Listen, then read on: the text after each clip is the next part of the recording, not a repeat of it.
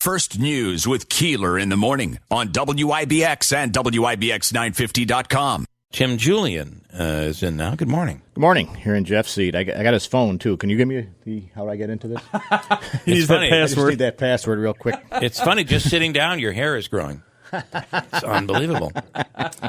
Okay, so what do you think about all of this? And you know, you were mayor. You were mayor of Utica, and you were very accessible. Okay. We don't get that with this mayor. Well, it is what some it is. people are accessible, some people aren't. I mean, Yeah. you know, there was a time that the county executive was less than accessible when he was mad at the media and things like that. I guess that's probably true. So, I mean, there's times that people go through that. I'm not making a comparison. No, I'm there. not at all. Comparing you but with the mayor. I was a bit, honest. let's say, miffed with the Observer-Dispatch at one time True. in my career, and basically told them where they could go every time they. But I think the difference, reality. Ed is, Hanna took it to a whole new level. He did. He did. Someone said the other day, they go, this is the city's getting this money and everything else, and they said, well, it's only can be spent on certain things. I said, thank God Ed Hanna's dead. Yeah. Because that would be spent on Another fountain. we have a ski lift from watering can South and Utica. 2.0. World's largest watering can. So It's the world's second largest watering can. Yeah. Okay. So, are you still negative on the parking garage? Because I really, as you heard, I really believe. as importance of they say in court, through information and belief, I think the hospital is going to go downtown. Right. Okay. So the hospital. That argument's gone. That argument's gone. Yeah. Okay. The parking garage, is going to be a necessary part of the project. And when you talk about something like out in Syracuse, I mean, I spent a lot of time out in Syracuse going to the hospitals out there and also going to the games out there. And let's not forget that it's not like these parking spaces are free to the general public. Correct. When you go out If you're there, willing to pay. whether you're going to the game, Yeah. whether you're, what have you, you get a little bit of a break going to the hospital. Syracuse is an awful example of I'm sorry, Andrew, but yes, you can park there, but most times when we go to a concert or go to a game, you're walking and walking. Yeah, walking. it's a lot of walking. Yeah, but if From you a parking garage. Yeah, from a parking garage too, from correct. the Sheridan. So usually, I mean, you have that multifaceted approach to this of where it can be used.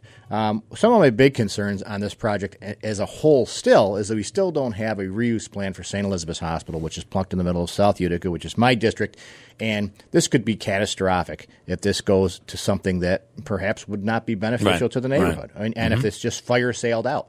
And you talk about the fact that or it goes empty and we should have been having abandoned. these conversations. Well, if look at TRW back in the early 2000s, I had to sue them. Much to the chagrin of then Ralph Yannis, the county executive, and much to the chagrin of Edge, to get them to take that property down. Because I have a pretty good feeling that right now, that wouldn't be just an empty lot across from Chinatry's. It would be a building with windows being taken out of it and smashed out of it, and really a mess and a big problem in that neighborhood.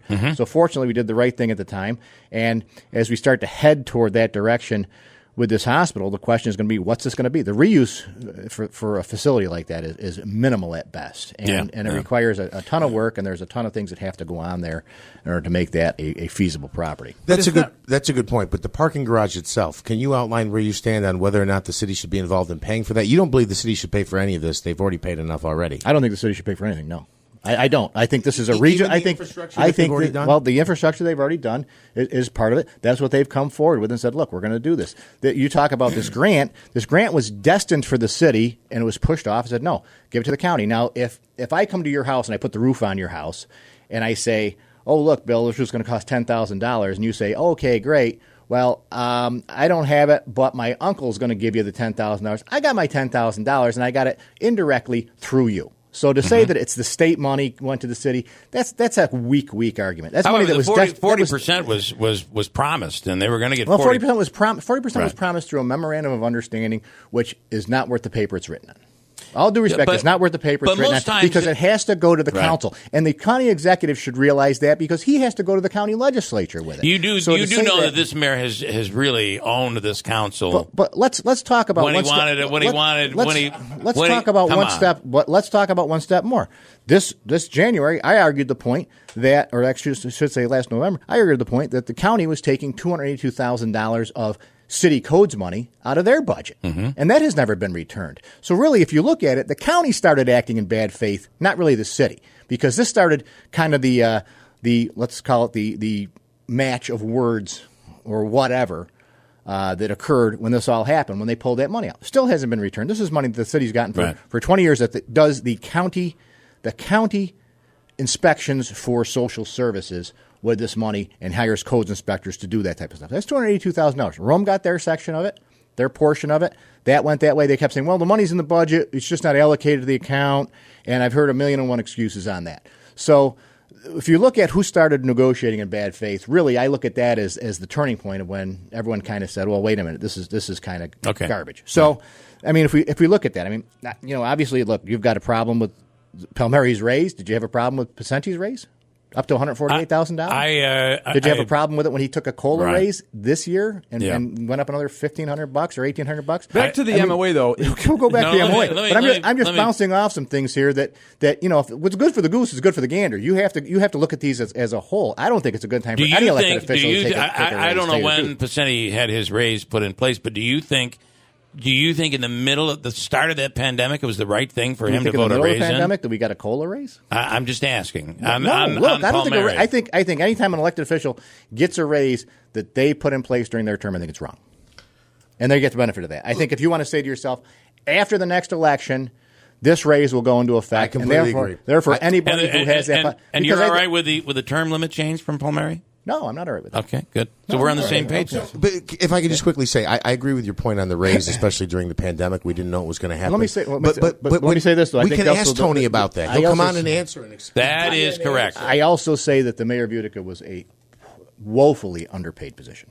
I'm sure. And you know what? I think we talked about that when this actually happened. Yeah. It's just doing it in April or May, whenever that was done, was the wrong time. When everything was absolutely. shut down. And look at, if you even compare the two positions between county executive and mayor. As mayor, you not only have to deal with all the minutia that you have to deal with as the county executive, you also have to deal with the police and the police union. You have to deal with the fire department, the fire department union. You have to deal with all these de facto concerns along the way that are really problematic. And you can flick that off if you want. And I got to tell you, you're turning this into a Pacenti versus Palmieri thing. No, I'm not. But what I'm doing is you're comparing the two. What I'm doing is I'm simply replying to. And that's not what I'm doing here. So if you have a problem over here, how come you don't have a problem over here? That's a good question. How come you don't? Well, we bring him on. He comes on and he answers the question. Monaski brings up a good these point. Questions then, because I don't hear you ask him these questions. Okay, I'll ask. We'll ask those questions on Friday. Let's move forward. All right. Let's move forward. Okay. So the MOA, okay, it was signed. Julian says this. I don't listen to him, but. 3 years ago.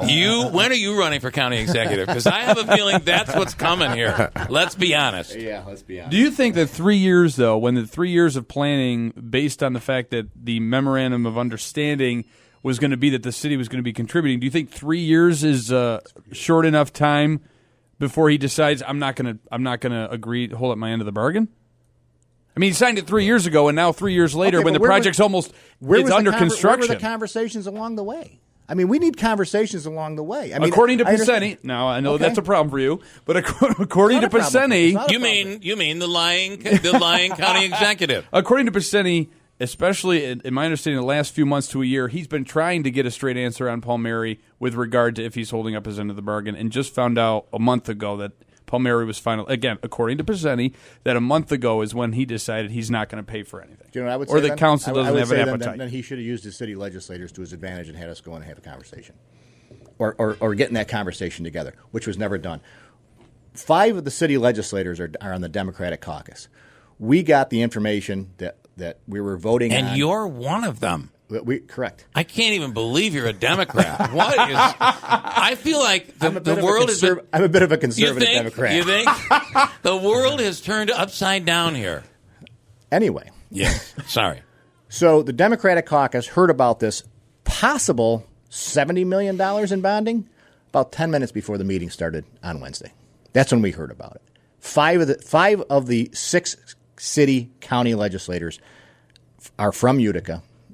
5 of the city county legislators from Utica are in that Democratic caucus. And we heard about this 10 minutes before the meeting on Wednesday. This is what we get? Right. So again, it's an unfair comparison because if you're going to go one way, you got to treat everyone the same way then. If that's the fate. If you're going to complain about one thing, then come the other way and say, okay, here we we met you halfway on this other section. And to be fair, this you've always been against the city paying for. Absolutely, I have. Yes, from the very beginning. This is not a new policy at all. This, as well as Nexus, are two regional assets. Okay, and if you look at, and the city's not paying on Nexus, though, right? No, right. No, but that's moving. If you say forward. that the parking garage is going to assist Nexus, that's great. Last I knew, over 70% of the people who go to the Odd for events are from outside the city of Utica. So you have a city of Utica. Again, the city benefits. There's no doubt that the city benefits.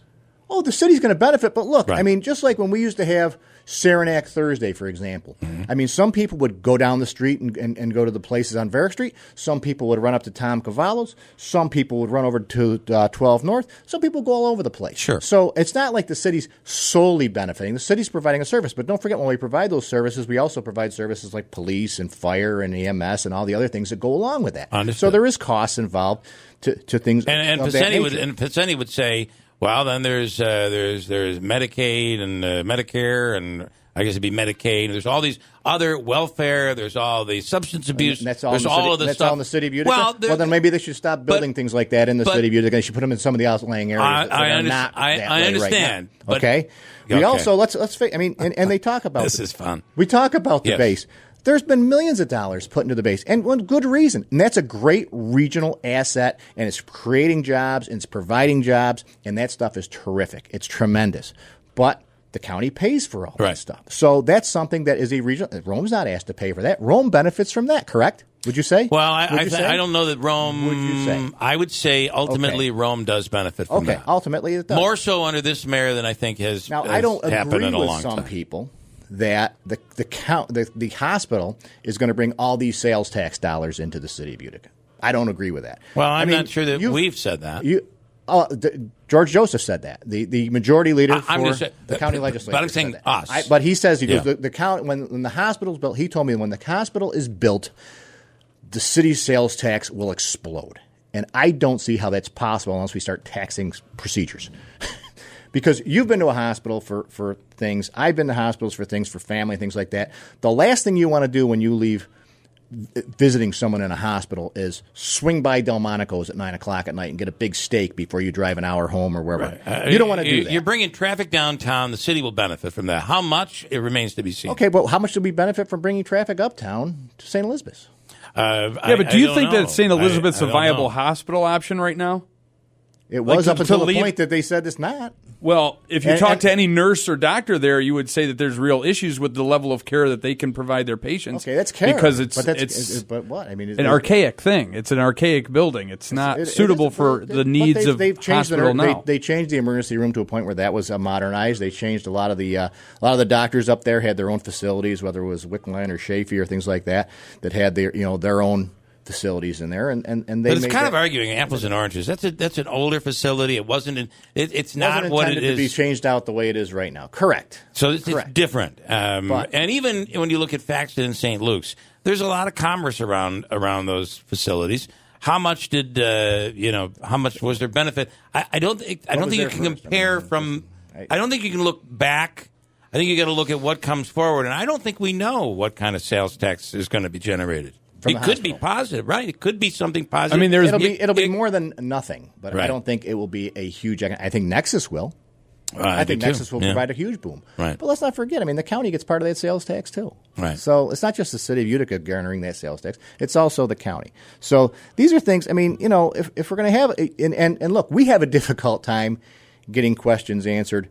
We at the county have to go through the chief of staff, who then goes to the department head, who then gets the answer back to the chief of staff, and then gets it back and then goes to us. You mean Paceni doesn't look forward to talking to you? I can't imagine this that. This is everybody, theoretically. Okay. Everybody. I don't think there's other people who do this, but I think this theoretically, this is the way it works. I always look forward to talking to Tim. I seriously do. Yeah. So the county executive's office actually did send a message in, and the reference to the codes money you made. Listen to Tim when he's on. I don't know. I got other things to do. It says that the codes money never got taken. The city still gets it. It is not in the budget. Put it in the budget then. Put it in the budget. That's all I can say is tell Phil to tell Tony to tell Kevin or whoever's responsible for it to put it in the budget. It's in the budget in a different line. Put it in the city's line. Let the city access it. But they didn't lose the money, though. We didn't get it. You're saying the city of Utica didn't get that money? The city did not get that money. Benjamin says the guest, you, is making a persuasive argument for metro government, e.g. Nashville. Your thoughts on that? I think metro government's a great idea.